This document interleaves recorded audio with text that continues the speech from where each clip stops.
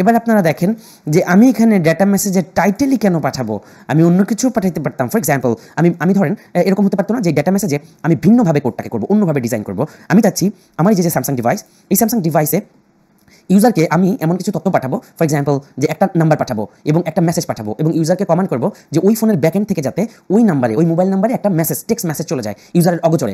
এটাতে data safety ঝামেলা আছে, প্লে স্টোরে আপনারা এটা করতে যায় না, কিন্তু আপনাদের অটোমেশনে নিজস্ব কাজে মজা করতে এটা লাগবে। আমি আপনাদের এটা দেখাই দিব।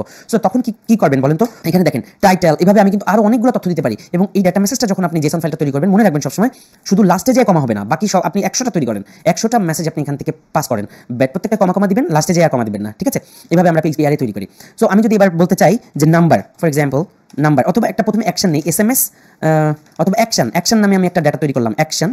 অলরাইট, অ্যাকশনে আমি টাইটেল কোনো ভ্যারিয়েবল না দিয়ে আমি সরাসরি এখান থেকে করি। চলেন অ্যাকশনে আমি যদি বলি যে SMS নাও বা সেন্ড SMS নাও, সেন্ড আন্ডারস্কোর SMS নাও, এভাবে অ্যাকশন হিসেবে দিলাম। এই কারণে দিলাম যাতে করে আমার এখানে কোডে করতে সুবিধা হয়, মানে আমার এখানে যাতে আমার কন্ডিশন লিখতে সুবিধা হয়।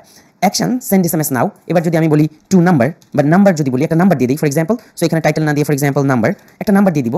ধরেন আমি যে কোনো একটা নাম্বার দিয়ে দিলাম, এখানে নাম্বার হিসেবে দিলাম 01039029। সো আমি এখানে একটা নাম্বার ইউজ করলাম, ওকে, একটা মোবাইল নাম্বার ইউজ করলাম। এই নাম্বারটাকে আমি এখানে বসাই দিলাম নাম্বার, অলরাইট, ভ্যারিয়েবলের মধ্যে রেখে, এবং SMS হিসেবে আমি এখানে রাখলাম, অথবা বডি হিসেবে রাখি। চলেন বডি হিসেবে রাখি। তাহলে বডি হিসেবে আমি এই বডিটাকে নিয়ে যাই, এই বডি।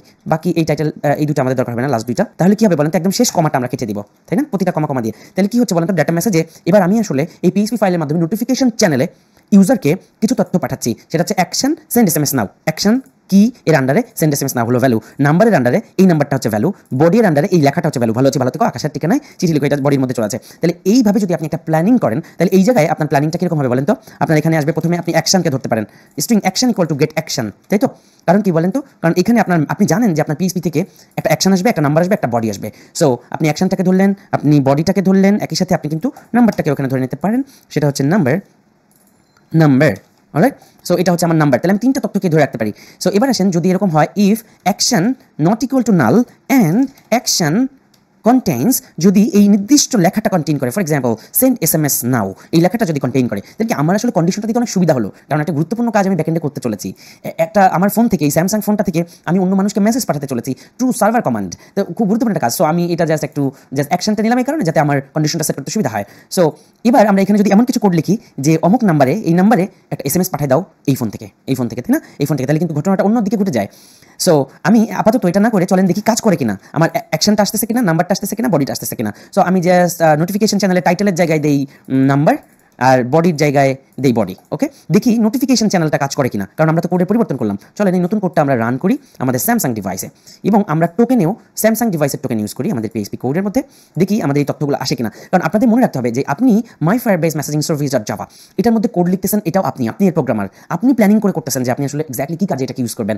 একইভাবে আপনি পুরো ব্যাপারটার মালিকই কিন্তু আপনি, অলরাইট। সো আমরা যদি এবার এই টোকেনের এখানে পরিবর্তন করে স্যামসাং ডিভাইসের টোকেন দেই, তাহলে আমরা দেখবো যে আমাদের স্যামসাং ডিভাইস আসে কিনা। এবং আরেকটা মজার ব্যাপার দেখেন, এই অ্যাপসটাকে কিন্তু আমি ডিস্ট্রয় করে দিতে পারি আমাদের পিসি থেকে, এই যে এরকম ডিস্ট্রয় করে দিলাম, তাতেই কিন্তু আমাদের ইনস্ট্যান্ট মেসেজ চলে আসবে। দেখেন আমি এখানে রিলোড করতেছি এবং সাথে সাথে মেসেজ ইনস্ট্যান্ট। এবং দেখেন এবার কিন্তু এই টাইটেলের এখানে এসছে একটা মোবাইল নাম্বার এবং বডির এখানে এসছে ভালো আছি ভালো থেকো, আকাশের ঠিকানায় চিঠি লিখো। কারণ আমাদের এই PHP কোডটা কি করতেছে বলেন তো? ডেটা মেসেজের মাধ্যমে অ্যাকশন, নাম্বার এবং বডি তিনটা তথ্যকে আসলে পাস করে দিচ্ছে ফায়ারবেসের মাধ্যমে এই স্যামসাং ডিভাইসে। এবং আমরা কোড লিখেছি অ্যাকশনটা তুমি ধরো, অ্যাকশনটা যদি নাল না হয় এবং অ্যাকশনটা যদি কন্টেইন করে সেন্ড SMS নাও, কারণ এখানে কিন্তু আমরা বলেই দিয়েছি সেন্ড SMS নাও।